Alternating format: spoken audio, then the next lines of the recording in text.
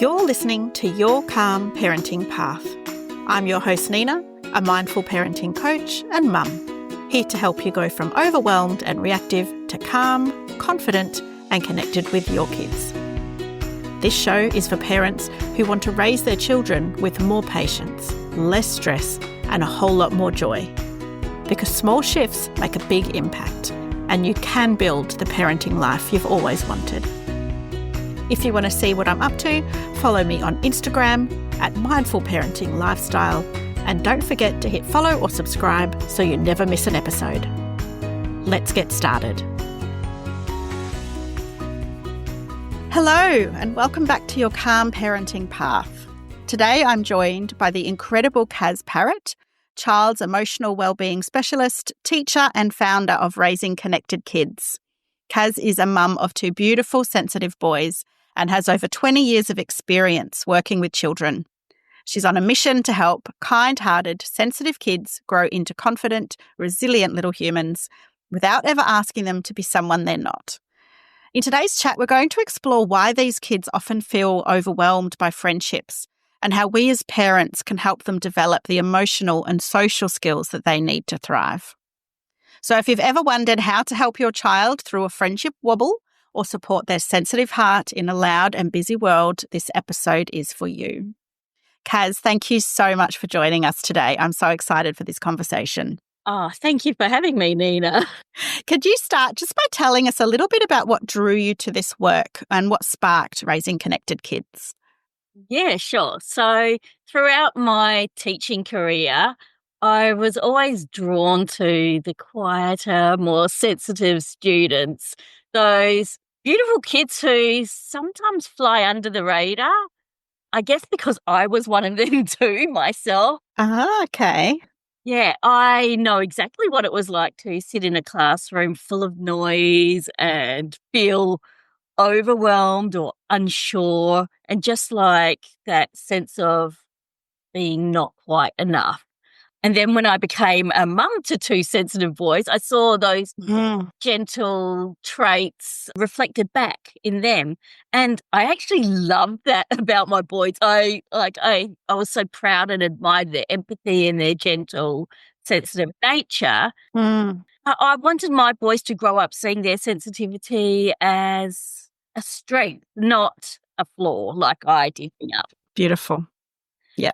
So that was the spark. And then my turning point why I changed careers was because while I was teaching in schools, I kept seeing these bright, intelligent, friendly kids who should have been thriving, but instead they were struggling emotionally. They were having big worries and pressures and really trouble finding their place in friendships. So I created Raising Connected Kids. Beautiful. An educational program that gives children the emotional tools and the confidence and the strategies so they can shine just being themselves without having to toughen up or be something that they're not. Excellent. And as a mum of boys, that whole toughen up persona needs to go. So I'm really, really grateful for the work that you do. Yeah. Oh, thank you. Yeah. I agree with you wholeheartedly. Now, you focus on kind-hearted, sensitive kids. What are some traits of these children that might make friendships more overwhelming for them? Yeah. First of all, I want to say raising a sensitive child is a gift. Beautiful. We're privileged to be raising sensitive kids. And also, well done, mums, for being able to raise a sensitive child in this sometimes Agreed. And when that sensitivity is embraced, it can be a joy. But as you said, Nina, it does come with challenges, especially related to friendships. Now, the traits or the reasons why sensitive kids process the world more deeply. They're incredibly empathetic, they're perceptive, like in tune and thoughtful, but it also means that they pick up on everything, every tone, every glance, every social shift. Yeah. And they feel other people's energy. So their nervous system is often on high alert, which can make social situations a bit overwhelming for them. It also means that they're vulnerable to being misunderstood or even taken advantage of in friendships. Their kindness might be mistaken for weakness. And because they're so, I guess, aware of other people, they can become worried about hurting somebody's feelings. So they might not speak up when something doesn't feel right for them. Yeah. Or they might go along with what others want, even if it doesn't suit them, just to avoid rocking the boat. Yeah. I can, as you're speaking, I'm like, that sounds like me when I was a kid and I didn't realize. Interesting. Yeah, and I know myself, like, because being a quieter person, it can feel like you're being overlooked Mm. or like they're in the group dynamics that they don't really get to have a say. Mm. And it's not that they don't have anything to say, they absolutely do. It's just that their need for, I guess, harmony and connection sometimes overrides their own voice. Mm. So how might they interpret or respond to conflict differently than other kids? I guess conflict for sensitive kids is harder than most children and teens. So even small disagreements can feel like a rejection, and that can lead to them withdrawing or shutting down. They often internalize things deeply and take comments and actions personally, Mm. even if that wasn't the intention. Yeah. And because they avoid those confrontations, like I said before, they might struggle to set boundaries and say no when they need to, and then avoid conflict altogether. Mm. Again, not because they don't care, but because they care so much that it feels so intense, like even gentle disagreements feel so intense for them. Mm.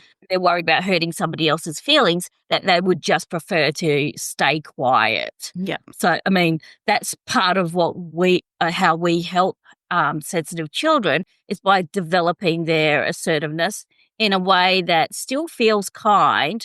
And we teach kids that it's not mean to say what you need, and also that the right friends will respect you even more for voicing your needs and teaching them how to handle conflict with kindness and strength, and that it's okay. Yeah. They are 100% allowed to stand up for themselves, and that conflict doesn't have to be avoided. It can be addressed in a sensitive, kind, and effective way. Yeah. Yes. So some things you mentioned there, how to help them with conflict.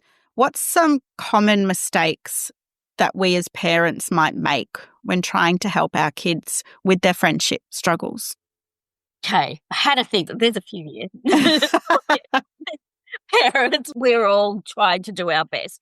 But one mistake that is really common, and it comes from a really loving place, is when parents push their kids to just go and play or just go and join in without helping their sensitive child understand how and when to do those things. Okay. So for sensitive kids, it can feel incredibly overwhelming going and joining in with a group of other kids. One thing that sensitive kids really do benefit from is that time to observe and that opportunity to get a sense of the group dynamics, to feel emotionally ready before they approach other children. We actually encourage kids to watch and listen first. Mm. To see what they're doing, notice the kind and inclusive kids within a group, pay attention to the energy, Yeah. and then that gives them time to figure out, is this group right for me? Is this person a right for me? Because jumping in, this is an important part actually for parents. Yeah. Jumping in at the wrong moment, like in the middle of a game, going, say, can I play with you? If it's at the wrong moment, that can lead to a no, which the sensitive child means rejection. And it's not because the other child is being unkind, but it's just because that timing wasn't quite right. They're in the middle of a game. Yeah, and to a sensitive child, even just a neutral no or not right now can feel huge and discouraging. Yeah. If we can help our kids to read social situations and Mm. wait for the natural pauses or transitions, then that's a big gift. and give our children. Now, I'm not sure if this is along the same lines. One of my boys, whenever we go to a social situation, he'll hang back, even if it's a birthday party of one of his best friends. If we get to the party, he's excited up until the point that he walks in the door. He sees all his friends and then he just freezes. Is it the similar type of way that you'd approach it? So I always just let him sit with me, sit on my knee until eventually he feels comfortable to go and play. And these are friends that he plays with every day at school, but it's in a different environment. And I find myself getting annoyed or embarrassed by his behavior, by him not wanting to play. And I think part of it is also how we respond, isn't it? You know, we have to accept that's what he's like, give him his space, give him his time. And when it's ready, accept that he will go and join. And if he doesn't, that's fine as well.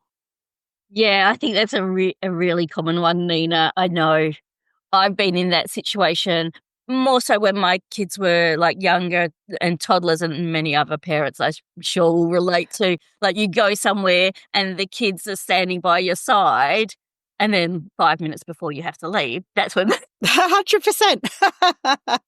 they would join in and they're having a ball, and then you're like, oh, now we have to go. Yeah. So it's a really common situation for parents with sensitive kids. And you're right. It's about our perception as parents of sensitive children, being able to reframe that and realize that they just need a little bit more time and a bit more space, because those, like you said, it's a different environment. So that environment and friendships by nature messy, right? There's all those unspoken rules, different social dynamics, lots of uncertainty. And so to sensitive kids, it can feel unpredictable. Yes. And even unsafe to them, to their nervous. I don't mean physically safe, but to their nervous system, it feels unsafe. So they just take a little bit longer. And because they notice everything, they're taking in all the different sights and foods and everything. That's a lot for them to process. And because they're so incredibly in tune, it can make them more likely to overthink things, worry, even misinterpret. So what they're seeking while they're standing there watching is they're watching, and they're looking for, okay, where can I make a real connection here? Where can I find the right spot and space for me? And it's to protect their energy. Yeah. And also to avoid that potential rejection as well. Not to mention all the sensory sensitivities also that might be. Especially the play centre parties, I find. Yeah. Well, I know as an adult going in there, it's so noisy, and that overstimulation can heighten all those sensitivities. And also, I feel a bit anxious in those places. Yeah. It's not just their group of friends either, is it? In the play centres, it's all other children, and they're noisy, different styles. Cool. So it's not they're opting out. It's not that they don't want to go and play. It's just that they are looking for the right time. And as parents, we can support them with that. We can, 100%. So back to some of the friendship things. What are some foundational skills that you believe every child needs to build and keep positive friendships? Okay, so our program, we believe that there are 4 foundational skills, and these are the 4 skills that we teach in our friendship workshops. All kids actually need these, but especially sensitive children. Yeah.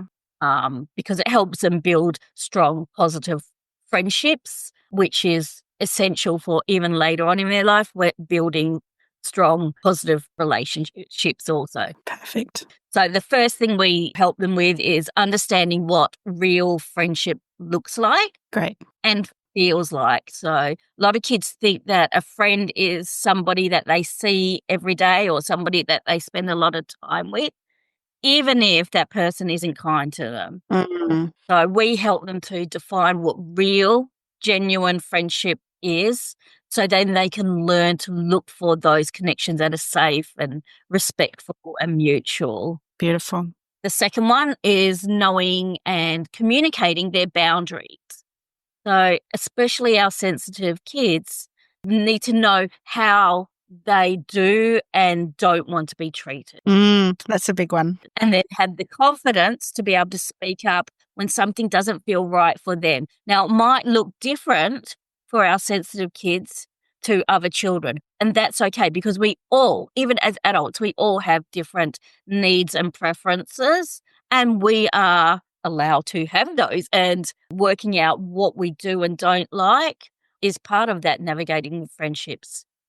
So number 3 is the problem solving skills and also social resilience. So Yep. we teach kids how to handle tricky situations like feeling left out or navigating miscommunications or misunderstandings.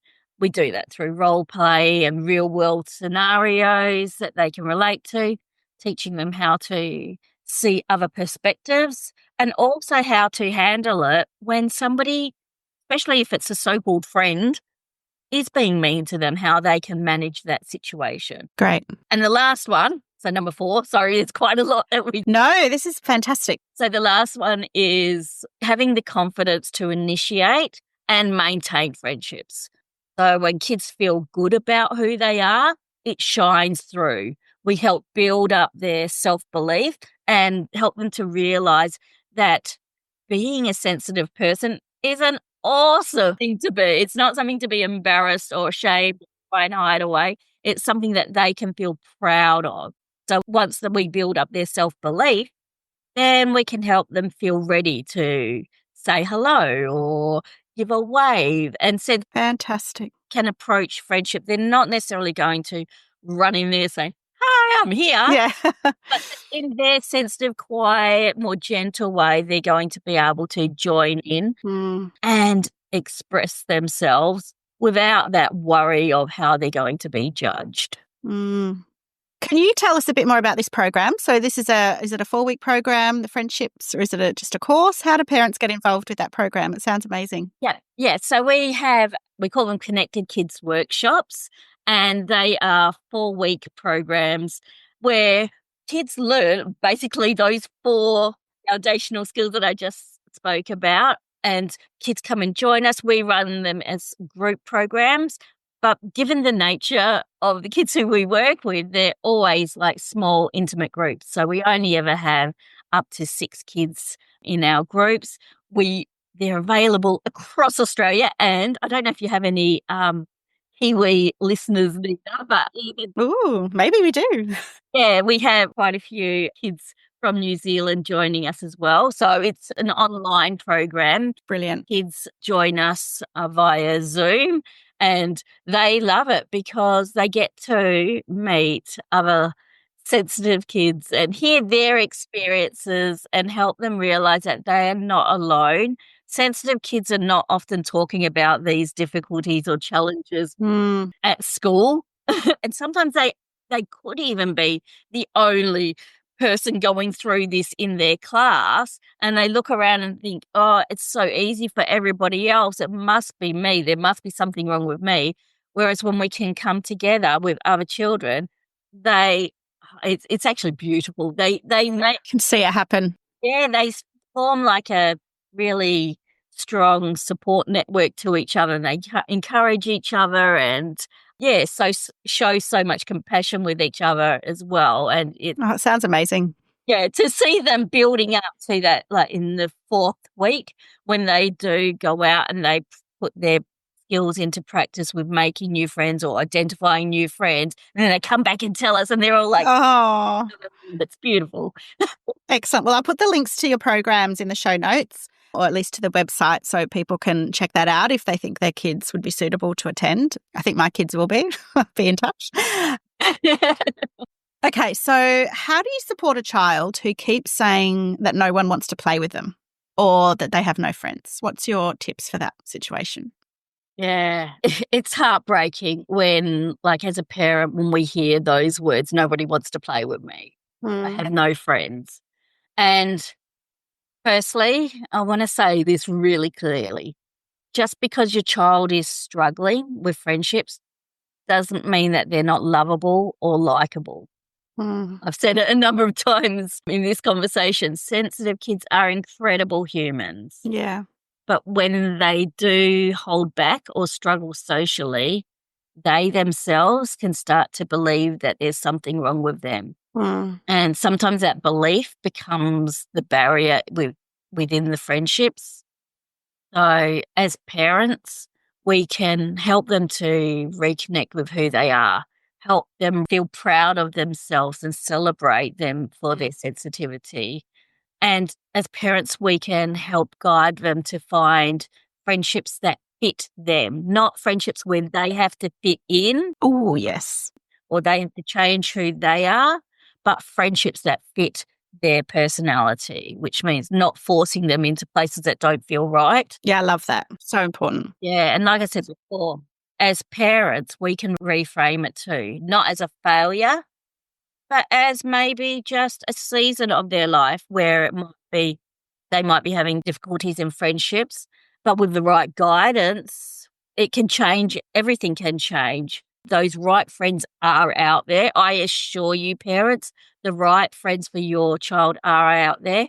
But a bit like gemstones, sometimes they can be harder to find. And it's true because if we're looking for those gentle, sensitive, spirited people, they're not the ones that are standing out. They're not often, or they might be, but often it's not the most obvious choices out there for our kids. So, yeah, it can take a little bit more, I guess. But don't they say that the harder it is to find the gemstone, the more precious it is, or there's some kind of quote around that? Yeah, like I said, it's really important that we help to shift the story. If your child's starting to go along the narrative of maybe I don't belong, maybe there's something wrong with me, that's an essential part that we want to shift. Yeah. We want to teach kids to reconnect with who they are and value what they bring to a friendship and Yeah. let them know that their friends are out there. Yeah. Oh, that's beautiful. Thanks, Kaz. Are you able to share a story, an anonymous one, of a child you've worked with who made progress in their social confidence to kind of inspire parents? Yeah. Gosh, I have so many I could share. Oh, I love that. So, like, kids who finally stood up for themselves or kids who have moved to a new school and were able to find their perfect friends straight away. Brilliant. Okay, I've got a story about a girl who's in my mind. So we'll call her Miss K. Okay, so she was about 12 years old when we first met, and she'd been at the same primary school for 7 years. So, like, she'd been at the same school the whole time.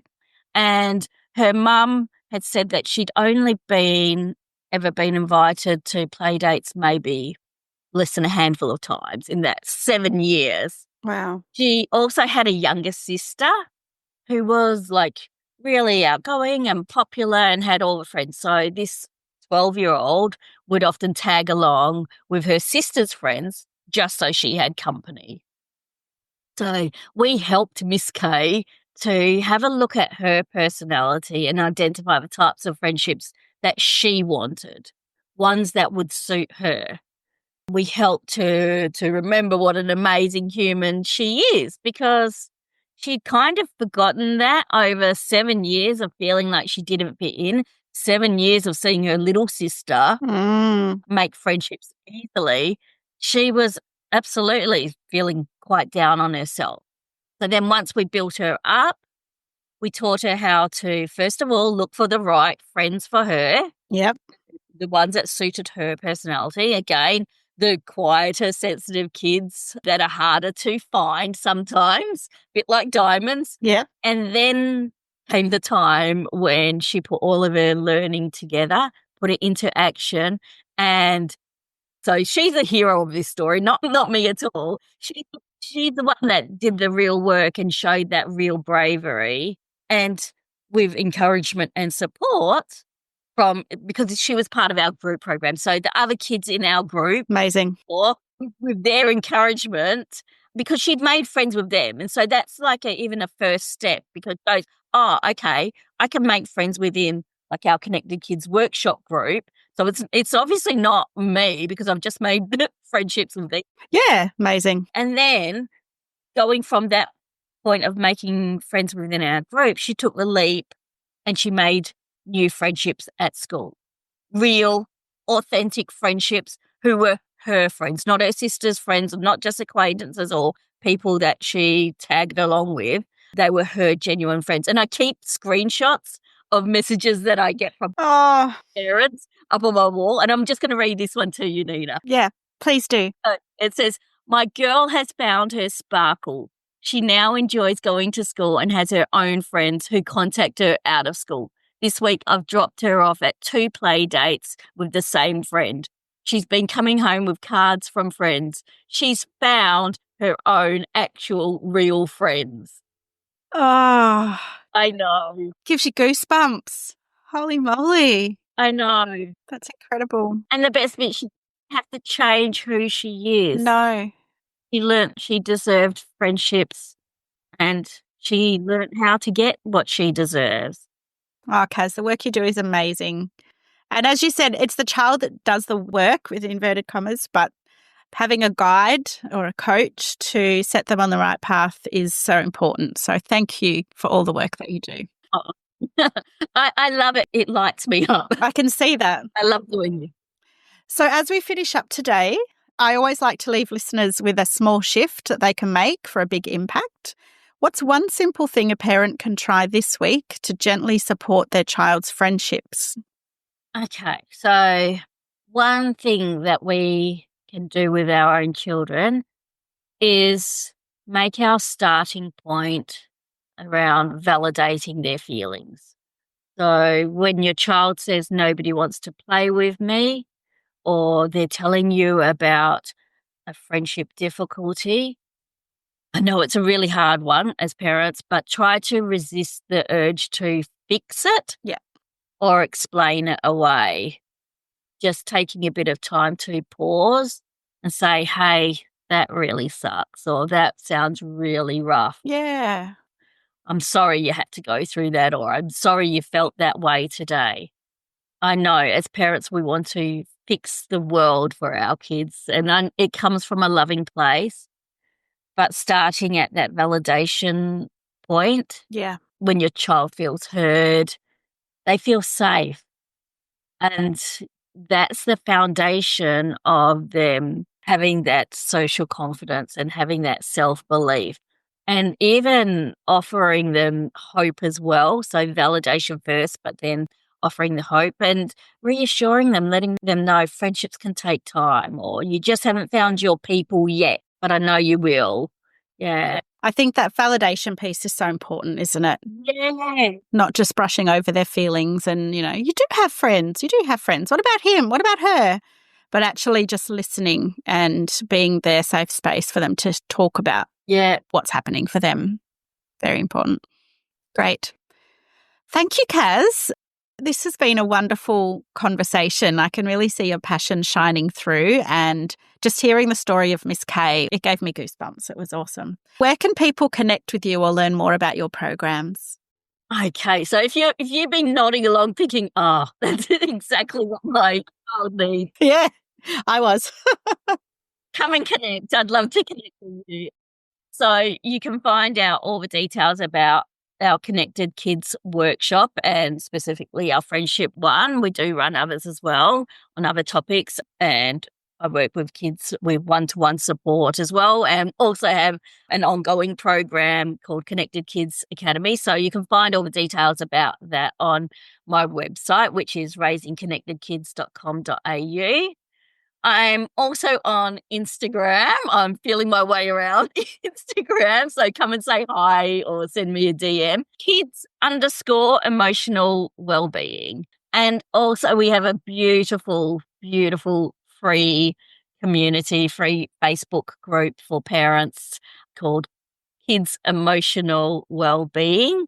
I'd love for you to come and join us. You can scroll through our group for tips and guidance or ask questions. You can post questions anonymously. It's perfect for our sensitive kids and with beautiful mums Oh, fantastic. who love them and support them. Excellent. Brilliant. Well, we'll leave it there, Kaz. Thank you so much for your time today. I'm sure you've given some great tips and provided some support for all those parents that are just navigating their sensitive kids like I am. So thank you for your time. Oh, I appreciate it, Nina. Thanks for your time also. Thanks for listening to Your Calm Parenting Path. I am so glad you're here. And I hope this episode gave you something useful to take into your parenting journey. If you'd like to dive deeper, sign up to my mailing list at mindfulparentinglifestyle.com.au for more tips and insights, or book a free chat to learn how we can work together. And don't forget to hit follow or subscribe so you never miss an episode. I look forward to speaking with you next time on Your Calm Parenting Path.